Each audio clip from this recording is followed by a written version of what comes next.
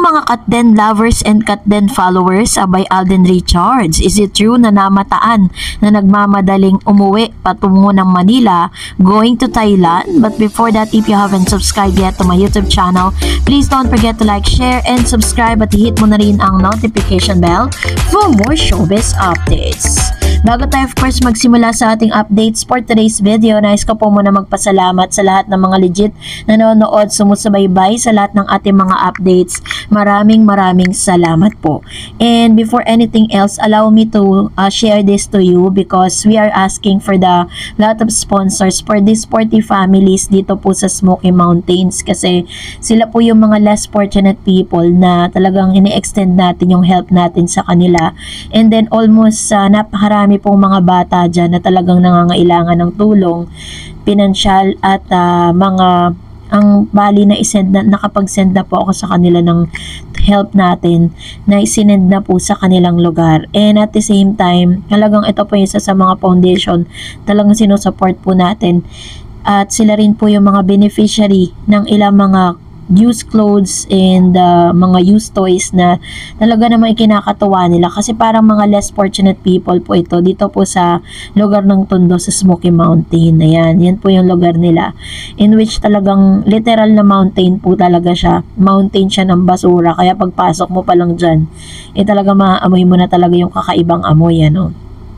Anyways, we are asking for the lot of sponsors for this para mapasaya natin yung 40 families here and any amount will do kahit magkano po yan. Pwede nyo pong isend yan through GCash and pag napagsama-sama kasi natin yan is talagang malaking bagay yan para sa mga taong magbe-benefits dun po sa inyong tulong. So ito po hindi sa pilitan, nasa sa inyo lang po kung gusto nyo lang po maging part ng nasabing foundation na ito. So almost 40 students and 40 people or 40 families and 40 students na mga tinuturuan po sila ng Word of God here. Yan, inaano po sila, sinisharean po sila ng Word of God. So dito nyo po isend sa GCash na ito and any amount will do at I hope that you will be part of this ito pong ating pong ginagawang extending ng help para sa mga less fortunate. Thank you so much. At ngayon ito na, let's talk about this one sapagkat ito na dahil matapos nga na umingay ang pangalan ni Mr. Alden Richards na meron somebody is texting me or personal message or PM me.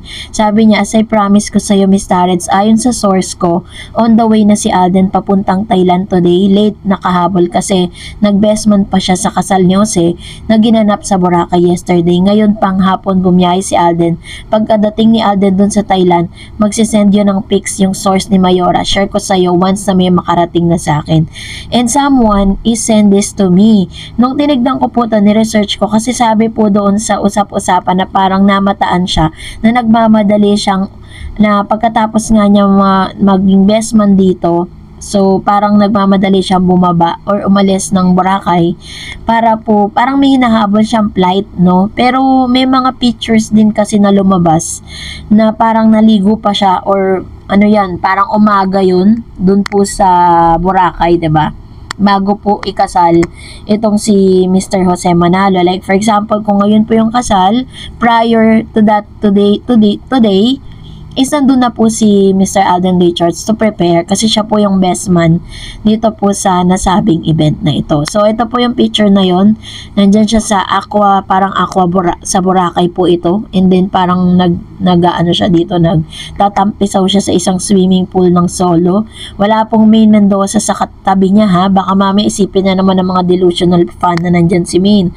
And then upon checking sa post naman sa IG post ni Miss Catherine, meron silang mga kinakrap na photos na parang ayaw nilang ipakita, na parang tila baga may someone or somebody there na ayaw nilang ipakita sa mga pictures po nila. Tanging tingnan niyo yung picture ni Miss Catherine, pictures nung katabi niya, tapos ito crafted din siya. Samantalang kapag nagsisend or nagpapakita sila ng mga pictures, laging buo yan, as in talagang as in lahat. So Possible kaya or posible kaya na nandyan na rin si Mr. Alden Richards, kasi naabangan ko yung ilan sa mga post niya ngayong araw, parang wala siyang paramdam sa social media ngayon.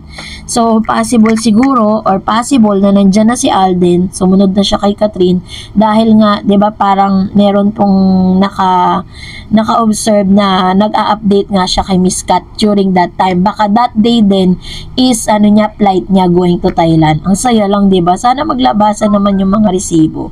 And for that, magbasa tayo ng inyong mga komento. Sabi ni Miss Gracine, for those who has seen the interview of Alden by Boy Abunda, he was asked kung saan si Catherine ngayon sa buhay niya, sa isip o sa puso. Alden answered sa pareho. Kat is in his mind and his heart. What others evidence do people want? One has to be dumb not to know what does 100% mean to you. So, tama naman, 'di ba? Kung napanood niyo po yung interview na 'yon, kayo na po hindi lang sa pagiging delusional fan, no? Hindi lang sa pagiging delulu fan, pero makikita naman natin sa mga interviews kung paano po pag nagkikita sila, kung paano alagaan ni Alden Richards si Catherine. At ang pinaka the best pa doon, yung mga sinasabi ng mga taong nasa paligid nila, like Direk Cathy Garcia, Joros Gamboa, Carmi, si Miss Carmi na kanilang head writers ng movie, na nakapansin ng kakaibang kinikilos nilang dalawa. Sabi pa ni Ma'am Shiberji, "Hi Ma'am Dars, it's me again. A million thanks again for your Katden updates. God bless us all mga Katden supporters, followers, viewers, and fans. At ay hindi buong araw ko kasi lagi nag-aabang mga ayuda ng Katden. At salamat naman Ma'am Dars at nandiyan ka lagi to update about Katden."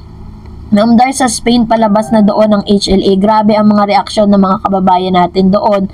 At nananawagan din sila na sana may part 3 daw.